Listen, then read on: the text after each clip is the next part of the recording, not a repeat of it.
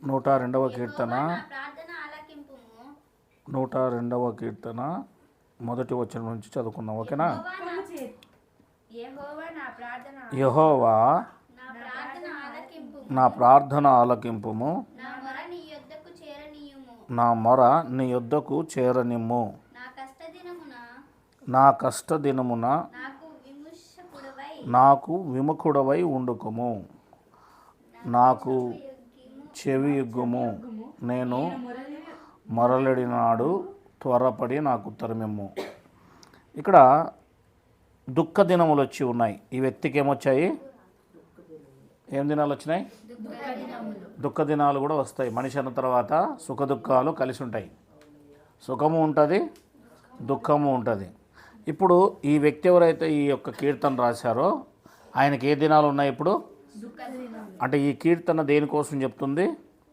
దుఃఖ దినాలలో ప్రాణము సొక్కిపోతుందన్నమాట. అంటే సొమ్మసిల్లిపోతుంది, ప్రాణం సొమ్మసిల్లిపోతుంది. ఏం చేయాలో అర్థం కాదు కదా. ఆ సమయంలో మనం ఏం చేయాలి? దేవుని మీద ఆధారపడాలి. అవునా లేదా? అందుకే ఈ వ్యక్తి ఏమని ప్రార్థన చేస్తున్నాడు? నా ప్రార్థన వినండి అయ్యా దేవా, నా కష్టాలు ఉన్నాయి, నా కష్ట దినముల్లో నాకు త్వరగా జవాబు ఇవ్వండి అని అంటున్నాడు అనమాట. ఎవరైనా అంతే కదా. కష్టాలు వచ్చినప్పుడు, సమస్యలు వచ్చినప్పుడు ఎవరి మీద ఆధారపడాలి? అదిగో ఇలా దేవుని మీద ఆధారపడుతున్నాడు. మనం మనుషుల మీద ఆధారపడతాము, దేవుని మీద ఆధారపడాలని ఈ కీర్తన మనకు నేర్పిస్తుంది. 3వ వచనం చదవండి. పొగ ఎగిరిపోవున్నట్లుగా. పొగ ఏ రకంగా అయితే ఎగిరిపోతుందో దినాలు ఏమైపోతున్నాయి అంటే వయసు ఎక్కువ పెరిగే కొద్దీ మన దినాలు ఏమవుతున్నట్లు లెక్క? తగ్గిపోతున్నట్లు లెక్క. చావుకు దగ్గర అవుతున్నామని అర్థము. పొయ్యిలోనిది కాలిపోవునట్లు నా ఎముకలు కాలిపోవచ్చున్నవి. ఎండ దెబ్బకు వాడిన గడ్డి వలె వాడిపోయిందట. హృదయం కూడా ఏమైపోయింది? వాడిపోయింది. భోజనము చేయుటకే నేను మర్చిపోవచ్చున్నాను. అంటే కష్టాల్లో ఎప్పుడు భోజనం చేశారో లేదో తెలియదు, అట్లా అయిపోతుంది అనమాట. అది విపరీతమైన దుఃఖము, కష్టాలు ఉన్నవారికి భోజనం కూడా చేశామా లేదా అన్నంత స్థితికి వెళ్ళిపోతారు. వాళ్ళు మర్చిపోతారనమాట. ఎందుకంటే కష్టాలన్నీ ఒకేసారి మూకమ్ముడిగా మనిషి మీదకి వచ్చేస్తాయి. అలాంటి కష్టంలో, దుఃఖంలో ఉన్న వ్యక్తిత్వం ఏం చేయాలో తోచట్లేదు ఇతనికి. ఇతని పరిస్థితి అంతా కూడా మూలుగుతున్నాడు. చూడండి కింద ఏమన్నాడు? నా శబ్దము వలన నా ఎముకలు నా దేహమునకు అంటుకొని మూలుగుతున్నాడు. ఒక ఆరోగ్యం బాగలేనోడు చనిపోయేటప్పుడు ఎంత భయంకరంగా మూలుగుతారు అని అంటే ఆ మూలుగు వేరుగా ఉంటుంది. జ్వరం వచ్చినప్పుడు చూడండి మనం ఎట్లా మూలుగుతామో. రాత్రంతా జ్వరం వచ్చినప్పుడు తలనొప్పి వస్తుంది, ఒళ్ళనొప్పులు వస్తాయి. ఎంత భయంకరంగా మూలుగుతూ ఉంటామో. సరైన సమయంలో వైద్యం కూడా మాత్రలు కూడా వేసుకోకపోతే మన ఆ మూలుగుడికి చాలా భయంకరమైన పరిస్థితుల్లోకి వెళ్ళిపోతాం అనమాట. అంటే ఒక వ్యక్తి బాధల్లోకి, కష్టాల్లోకి వెళ్ళినప్పుడు, అతనికి దుఃఖాలు సమర్పించినప్పుడు అతని పరిస్థితిని ఇక్కడ వర్ణిస్తూ ఉన్నాడు దేవుడు. లేదా అతను తన పరిస్థితి ఎలా ఉంటుందో తెలియజేస్తున్నాడు. 6వ వచనం. నేను అడవిలోని గూడ బాతును పోలి ఉన్నాను, పాడైన స్థలములోని పగిడి కంటి వలెను ఉన్నాను అని రాయబడింది. రాత్రి మెలకువగా నుండి ఇంటి మీద ఒంటిగానున్న పిచ్చుక వలె. అంటే రాత్రిపూట్ల ఏమవుతుంది? అతనికి నిద్ర కూడా అన్నీ గుర్తుకొస్తుంటాయి. ఇంక దుఃఖాలు, కష్టాలు, సమస్యలు. కనుక అతనికి రాత్రిపూట్ల నిద్ర రాదు. అవునా లేదా? కష్టాల్లో ఉన్నవారికి, దుఃఖాల్లో ఉన్నవారికి నిద్ర పట్టదనమాట. రాత్రిపూట మెలకుగా ఉన్నాను అని చెప్తున్నాడు ఇక్కడ. దినమెల్లా నా శత్రువులు నన్ను నిందించుచున్నారు, నా మీద వెర్రి కోపం గలవారు నా పేరు చెప్పి శపింతురు. శత్రువులు ఎక్కువైపోయారు ఇతనికి, శపించేవారు కూడా ఎక్కువైపోయారు. నీ కోపాగ్నిని బట్టి, నీ ఆగ్రహమును బట్టి బూడిదను ఆహారంగా భుజించుచున్నాను. అంటే దేవుడు అతన్ని కొట్టినట్లున్నాడు. అందుకే దేవుడితో అంటున్నాడు ఈ వ్యక్తి, దేవా నువ్వు నా మీద కోపాన్ని చూపించావు, నా మీద ఆగ్రహాన్ని చూపించావు. నా పరిస్థితి ఎలాగుందంటే బూడిద తింటున్నాను నేను ఇప్పుడు ఆహారంగా. నా పానీయముతో కన్నీళ్లు కలుపుకొని చున్నాను. నీవు నన్ను పైకెత్తి పారవేసి ఉన్నావు. దేవుడు ఏం చేశాడంటే తిన్ని అంటే ఆ దుఃఖాలన్నీ రావడానికి కారణం ఏంటి? దేవుడే. ఎవరు? దేవుడే దుఃఖాలు ఇచ్చాడు ఇతనికి. ఇప్పుడు ఎవరితో వెళ్ళి అడుగుతూ ఉన్నాడు ఇతను? దేవుడి దగ్గరికే వెళ్ళి అడుగుతూ ఉన్నాడు. సమస్యలు ఇతనికి దుఃఖము, బాధలు, కష్టాలు ఎక్కడి నుంచి వచ్చాయి అంటే దేవుడే కల్పించాడు. దేవుడు కల్పించాడు అంటే దాని వెనకాల ఇతని యొక్క తప్పిదాలు కూడా ఉంటాయి. కనుక ఇప్పుడు అతను తిరిగి ఎవరి దగ్గరికి వెళ్తా బాగుంటుంది అనుకుని కోరుకున్నాడు? మనుషుల దగ్గరికి వెళ్ళలేదు కానీ దేవుడి దగ్గరికే వెళ్ళాడు. ఎట్లుందంట అతని పరిస్థితి? బూడిద ఆహారం అయిపోయిందంట. కన్నీళ్ళతో ఏడ్చి ఏడ్చి ఏడ్చి ఆ కన్నీళ్ళే నీళ్ళగా మారిపోయినాయంట అతనికి. అంటే అంత భయంకరమైన బాధల్లో, దుఃఖాల్లో ఇతను పడిపోయినట్లుగా అనిపిస్తూ ఉంది. నా దినముల సాగిపోయిన నీడను పోలి ఉన్నవి, గడ్డి వలె నేను వాడిపోయి ఉన్నాను. అంటే వాడిపోయే స్థితికి వెళ్ళిపోయాడు. యెహోవా, నీవు నిత్యము సింహాసనుడవు, నీ నామ స్మరణ తరతరము నుండును. అంటే దేవుడు నిత్యము ఎక్కడుంటాడు? సింహాసనం మీద ఉంటాడు. ఆయన యొక్క నామము ఎన్ని తరాలు వచ్చినా సరే ఆయన నామం ఎలాంటిదట? స్మరణ చేసుకునేదట. స్మరణ అంటే జ్ఞాపకం చేసుకునేది, ఆయన నామాన్ని జ్ఞాపకం చేసుకునేది. ఆయన నామమే మనకు రక్షణ ఇస్తుందన్నమాట. నీవు లేచి సియోనును కరుణించేదవు, దాని మీద దయచూపుటకు కాలం వచ్చెను, నిర్ణయ కాలమే వచ్చును. దాని రాళ్ళు నీ సేవకులకు ప్రియములు, వారు దాని మంటిని కనికరించెదరు. అప్పుడు అన్యజనులు యెహోవా నామమును, భూజనులందరూ నీ మహిమను భయపడెదరు. ఏలైనగా యెహోవా సియోనును కట్టి ఉన్నాడు, ఆయన తన మహిమతో ప్రత్యక్షమాయను. ఆయన దిక్కులేని దరిద్రుల ప్రార్థన నిరాకరింపక వారి ప్రార్థన వైపు. దేవుడు ఎవరి వైపు చూస్తాడట? దిక్కులేని దరిద్రుల ప్రార్థన నిరాకరించడు. అంటే దిక్కులేని వాళ్ళు దరిద్రులు ఎవరైతే ఉంటారో వారు దేవుణ్ణి ప్రార్థిస్తే తప్పనిసరిగా దేవుడు వారికి సహాయము చేస్తాడు అని రాయబడింది బైబిల్లో. దిక్కులేనివానికి, దరిద్రులకి దేవుడే దిక్కు అని చెప్తుంది బైబిల్. ఇక్కడ వారి వైపే ఉంటుందంట. వాళ్ళు ఎప్పుడైతే దేవునికి ప్రార్థన చేస్తారో వెంటనే వాళ్ళ యొక్క సమస్యను తీర్చడానికి దేవుడు ఎప్పుడు రెడీగా ఉంటాడంట. అడగడమే లేటు దేవుడు సహాయం చేస్తాడు అని బైబిల్ చెప్తుంది. యెహోవాను సేవించుటకై జనములను, రాజ్యములను కూర్చబడినప్పుడు మనుషులు సియోనులో యెహోవా నామఘనతను, యెరూషలేములో ఆయన స్తోత్రమును ప్రకటించున్నట్లు చెరసాలలో ఉన్నవారి మూలుగులను వినుటకును, చావునకు విధింపబడిన వారిని విడిపించుటకును ఆయన తన ఉన్నతమైన పరిశుద్ధాలయము నుండి వంగి చూచుననియు ఆకాశము నుండి భూమిని. అంటే దేవుడు తన నామ ఘనత కొరకు యెరూషలేమును ఆయన స్తోత్రమును ప్రకటించున్నట్లు చెరసాల్లో ఉన్న వారిని మూలుగులను వినుటకు, చావునకు విధించే వారిని విడిపించుటకు దేవుడు, అంటే చావునకు రెడీగా ఉన్న వారిని దేవుడు ఏం చేస్తాడంటే వాళ్ళని చావు చేతిలో నుంచి విడిపిస్తాడు దేవునికి ప్రార్థన చేస్తే. మూలుగులతో చెరసాల్లో కష్టాల్లో ఉన్న వారిని కూడా దేవుడు ప్రార్థన చేస్తే ఏం చేస్తాడంట? వారిని కూడా దేవుడు విడిపిస్తాడు అని రాయబడింది. అందుకే ఆ దేవాది దేవుడు పరిశుద్ధ స్థలమైన పరలోకంలో నుండి వంగి చూస్తున్నాడంట భూమి మీదకి. ఎందుకోసమో? ఎవరు నన్ను అడుగుతారో వారికి నేను సాయం చేయడానికి సిద్ధంగా ఉన్నానని ఇట్లా సింహాసనం నుంచి ఏం చేస్తున్నాడు? ఇట్లా కిందికి వంగి చూస్తున్నాడు భూమి మీదకి, మన దగ్గరికి. అక్కడ నుంచి తొంగి చూస్తున్నాడు లేదా వంగి చూస్తున్నాడు దేవుడు. ఆకాశం నుండి భూమిని దృష్టి ఉంచెననియు. చూసారా? వంగి ఎక్కడికి చూస్తున్నాడు? భూమి మీద ఉన్న మన వైపు చూస్తున్నాడు. మనం ఎవరి వైపు చూడాలి ఇప్పుడు?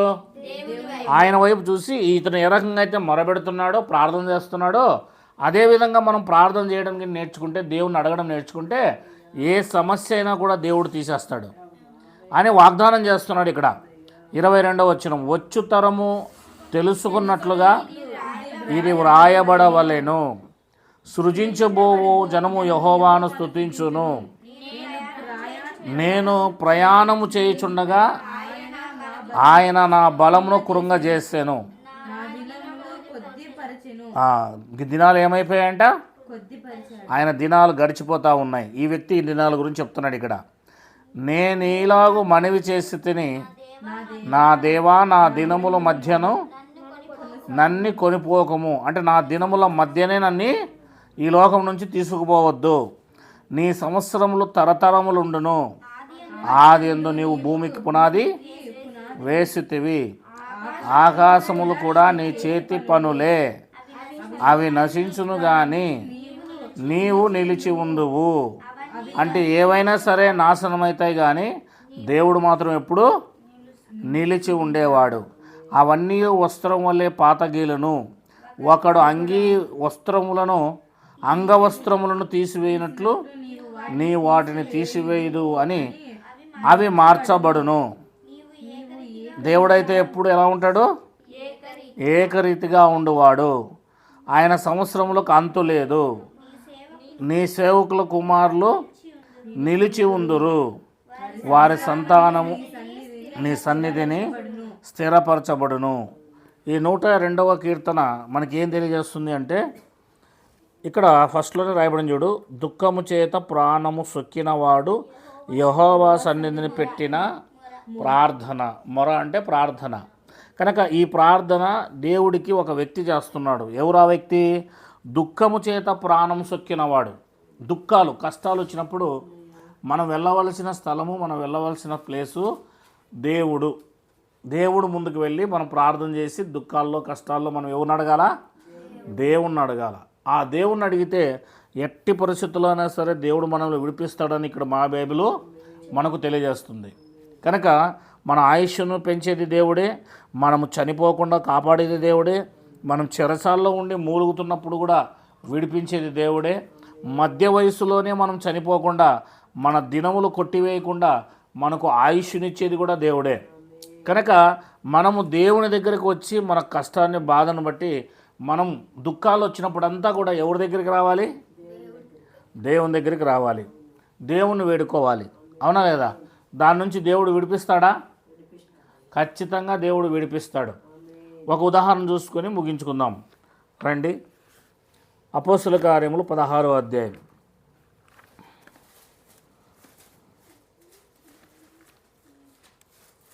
అపోస్తుల కార్యములు 16వ అధ్యాయం తీశారా? 19వ వచనం నుంచి చదవండి. ఆమె యజమానులు తమ లాభ సాధనము పోయేనని చూచి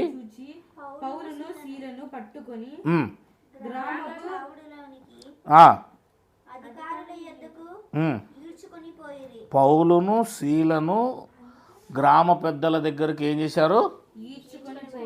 ఈడ్చుకొని పోయారు. అంటే అర్థం ఏంటి? ఇట్లా లాక్కొని పోయారు, అంతే కదా. ఏం చేశారు? అంతటా న్యాయాధిపతుల యొద్దకు వారిని తీసుకొని వచ్చి,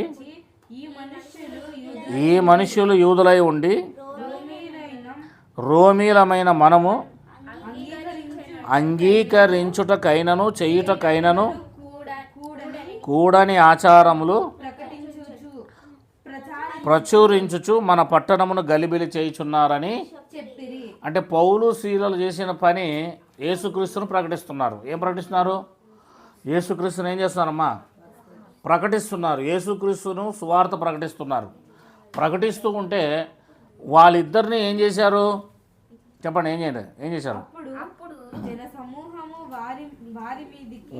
వారిని తీసుకుపోయి ఏం చేశారు అంటున్నా? వారిద్దరిని తీసుకెళ్ళి ఎక్కడికి తీసుకెళ్లారు? ఫస్ట్ ఎక్కడికి ఈడ్చుకొని పోయారు అంటే అక్కడ రాయబడి చూడండి. చావడి అంటే పెద్దలు ఉన్నారు, పెద్దలు కూర్చుంటారు అక్కడ, న్యాయాధిపతులు కూర్చుంటారు కదా పెద్దలు, ఊరు పెద్దలు. అక్కడికి తీసుకెళ్ళిపోయి ఊరు పెద్దల దగ్గర నిలబెట్టారు. ఆ తర్వాత న్యాయాధిపతులు వచ్చి అక్కడ కూర్చొని వాళ్ళు మాట్లాడుతున్నారు. ఏమనంటే అక్కడ కొంతమంది వీళ్ళిద్దరి మీద ఏం చేశారు? నేరం మోపారు. ఏమని మోపారు? మనము యూదులం కాదు, మనం రోమీయులం. వారు ఎవరు? యూదులు. వారి మతాచారాలు, వారి పద్ధతులు మనం చెయ్యాలంట. వాళ్ళు చెప్తున్నారు అవి సువార్త. ఇప్పుడు సువార్త ప్రకటించకపోతే అర్థం ఏంటి? లోకంలో వాళ్ళు ఏమంటారు? మీరు ప్రకటించుకోకుండా రావద్దని అంటారు. మేము హైందవులు మేమంటారు. అట్లనే ఆ రోజు కూడా సువార్త ప్రకటిస్తుంటే రోమీలు అనేవాళ్ళు ఏం చేసేవాళ్ళు? వీళ్ళని తోలేసేవాళ్ళు అన్నమాట. మాకు చెప్పొద్దండి సువార్త అని. అప్పుడు ఏం జరిగిందంటే తీసుకెళ్ళిపోయి వారిని ఇద్దరిని ఏం చేశారు? 21వ వచనం చదవండి. రోమీలమైన మనము అంగీకరింపకటైనను చేయుటకనైనను కూడని ఆచారాలు ప్రచురించుచు మన పట్టణాన్ని గలిబిలి చేస్తున్నారు. సువార్త ప్రకటించడానికి ఇక్కడికి వచ్చేసి ఊరంతా ఆమ్దాలంతా గబ్బులు చెప్తున్నారు అని ఊరిలో పెద్దలంతా కూడా ఉంటారు కదా కొంతమంది ఆమ్దాల్లో, హైందవ పెద్దలు, పండితులు, వీళ్ళంతా ఏం చేశారు? వాళ్ళిద్దరిని పట్టుకున్నారు సువార్త ప్రకటించే వాళ్ళని. అప్పుడు జనసమూహము వారి మీదికి దొమ్మిగా వచ్చెను. ఎలా వచ్చింది? దొమ్మిగా వచ్చాను అంటే మొత్తం ఒకటేసారి మూకమ్ముడి గుంపులు గుంపులు వచ్చారని అర్థం. న్యాయాధిపతులను వారి వస్త్రములు లాగివేసి వారిని బెత్తములతో కొట్టవలనని, వారి వస్త్రాలు లాగేసి బెత్తాలతో కొట్టారు వాళ్ళని. ఏమిటితో కొట్టారు? బెత్తము అంటే కర్ర, పచ్చి కర్ర. వీపంతా కూడా మొత్తం గాయాలతో నిండిపోయింది. అప్పుడు తర్వాత అంత మాత్రం వదిలేశారు వాళ్ళని. వారు చాలా దెబ్బలు కొట్టి వారిని చెరసాల్లో కొట్టడమే కాదు, జైల్లో కూడా వేసేశారు. దేంట్లోకి వేసేశారు? భద్రంగా కనిపెట్టవాలని చెరసాల నాయకునికి జాగ్రత్త, జైలాధికారి వీళ్ళిద్దరూ పారిపోకుండా జాగ్రత్తగా వెళ్ళి సంఖ్యలేసి లోపల పెట్టేశాయి జైల్లో అని చెప్పేసి అన్నారు. అతడు అట్టి ఆజ్ఞను పొంది వారిని లోపల చెరసాల్లోకి త్రోసి వారి కాళ్ళకు బొండాములు, అంటే పారిపోకుండా వారికి బొండాలు కూడా వేసేసాడు కాళ్ళకి, అంటే బిగించేశాడు బాగా.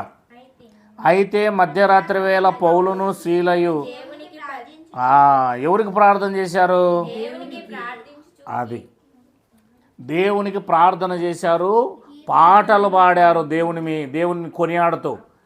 అన్ని దెబ్బలు తిని చెరసాల్లో వేయబడి బొండాలు వేయబడిన వారు, సంఖ్యల్లో వేయబడిన వారు ఈ పనే వద్దు, మాకు ఈ దేవుడే వద్దని పారిపోవాలా.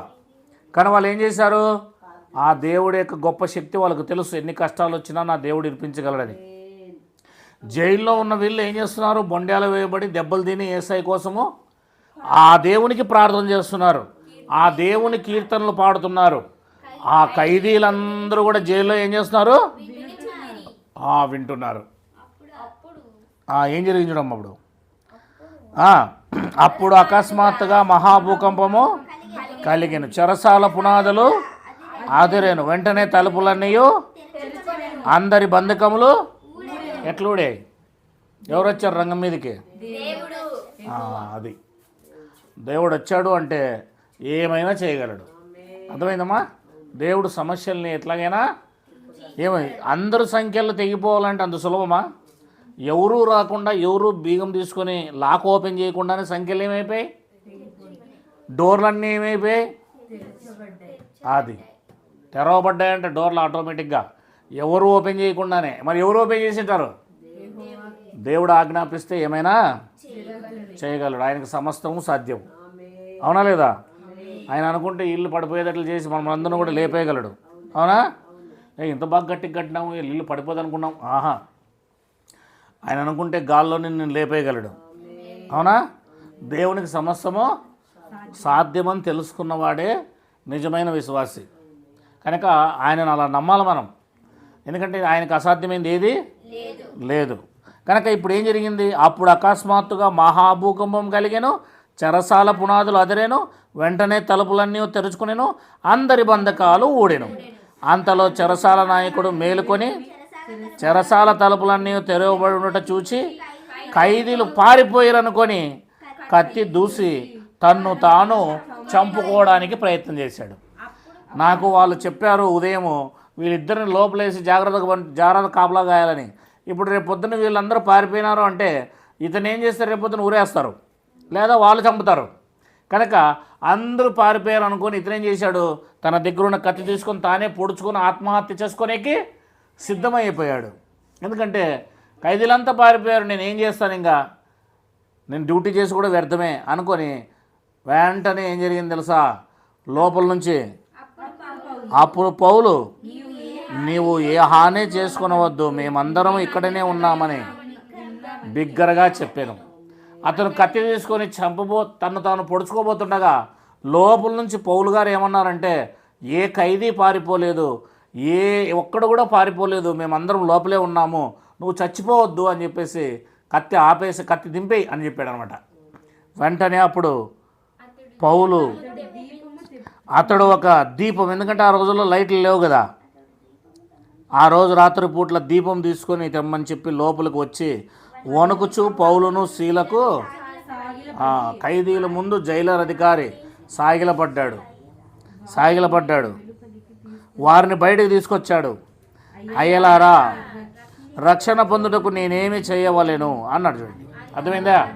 ఇదంతా దేనివల్ల కలిగింది? వీళ్ళకి వచ్చిన కష్టాలు, బాధలు, సమస్యలు వల్ల. వీళ్ళు దేవుని పని చేస్తుంటే వీళ్ళకి వచ్చాయి కష్టాలు, వీళ్ళు దేవుని పని చేస్తుంటే వచ్చాయి నష్టాలు. వీళ్ళని చెరసాలలో వేశారు, గాయాల చేతులు కొట్టారు. అయితే ప్రార్థన చేయడం వల్ల దేవుడు ఏం చేశాడు? సమస్యను తీసేశాడు. చూసారా, దేవునికి మొరపెడితే దేవుడు సహాయం చేస్తాడు. ఇప్పుడు పౌలుకు శీలకు జైల్లో ఉన్న వారిని విడిపించింది ఎవరు? దేవుడు. పౌలు శీలను విడిపించింది ఎవరు?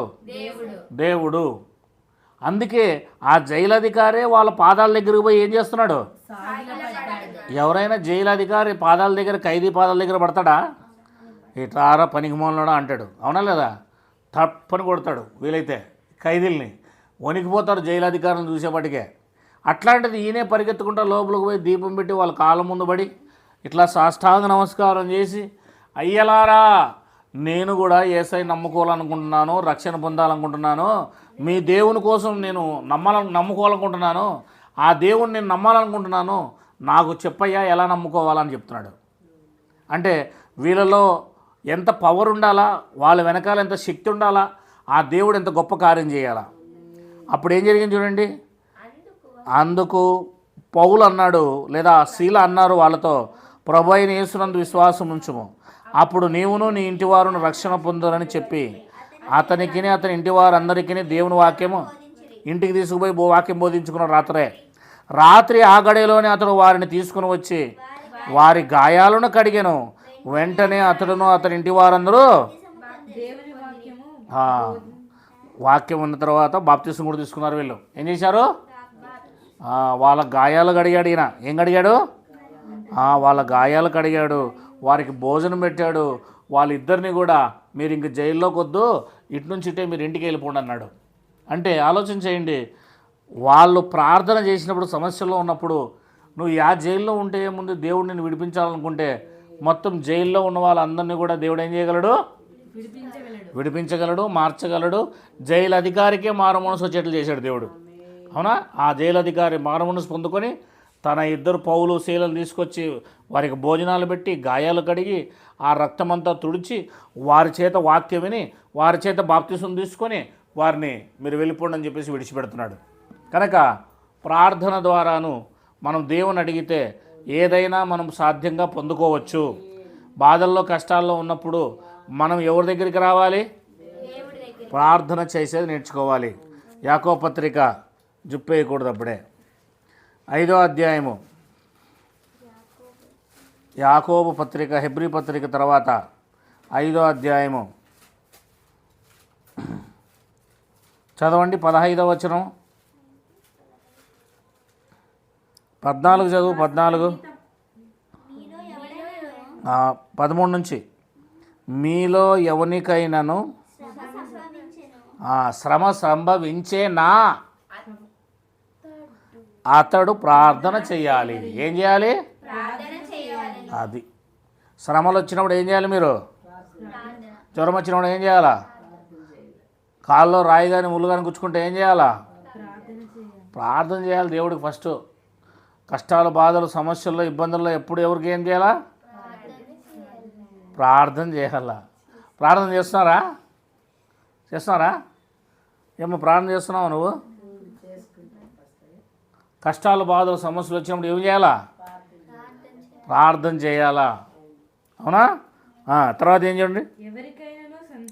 మీలో ఎవరికైనా శ్రమ సంభవించినా అతడు ప్రార్థన చేయవలెను. ఎవరికైనా సంతోషం కలిగిన అతడు, మీకు ఎప్పుడైనా సంతోషం వచ్చిందనుకో, దేవుణ్ణి పాటలు పాడి ఏం చేయాలి? మీరు దేవుని స్తుతించండి. నీకు గిఫ్ట్ వచ్చిందనుకో, వెంటనే ఏం చేయి? దేవునికి స్తోత్రం, దేవునికి మహిమ అని పాట పాడాలి నువ్వు. అర్థమైందా? సంతోషం వచ్చినప్పుడు దేవుని కీర్తించండి, బాధలు వచ్చినప్పుడు దేవుని ప్రార్థించండి. అవునా? అర్థమైందా? చదవండి. మీలో ఎవడైనా రోగి అయి ఉన్నాడా? అతడు సంఘపు పెద్దలను పిలిపింపవలెను. వారు ప్రభువు నామమున అతనికి నూనె రాచి అతని కొరకు ప్రార్థన. సంఘ పెద్దలు పిలిపించాలి, అంటే సంఘ సేవకులు పిలిపించుకోవాలి. ఒకవేళ రోగి ఇంట్లో పడిపోయి ఉంటే గిన సంఘ సేవకులకు చెప్పి వారు వచ్చి ప్రార్థన చేస్తారు. విశ్వాస సహితమైన ప్రార్థన రోగిని స్వస్థపరచును.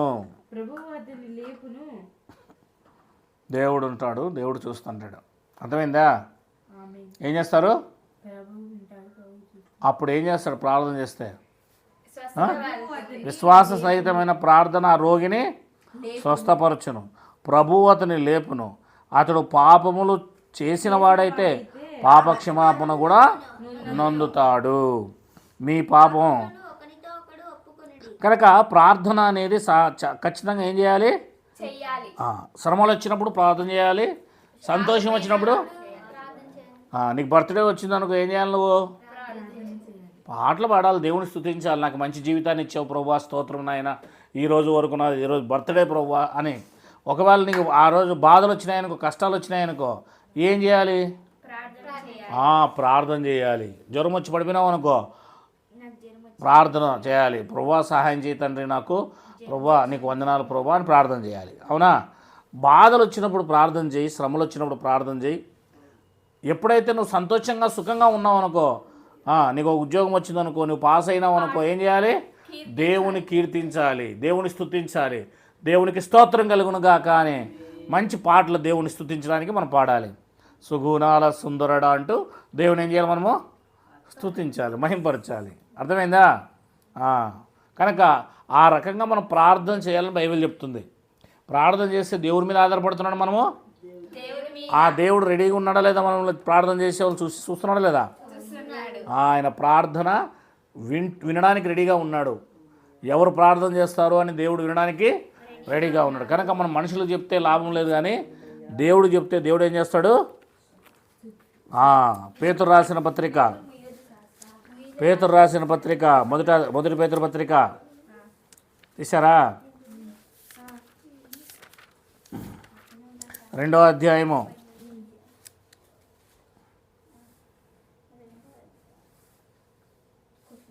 12వ వచనము, 3వ అధ్యాయం 12వ వచనము.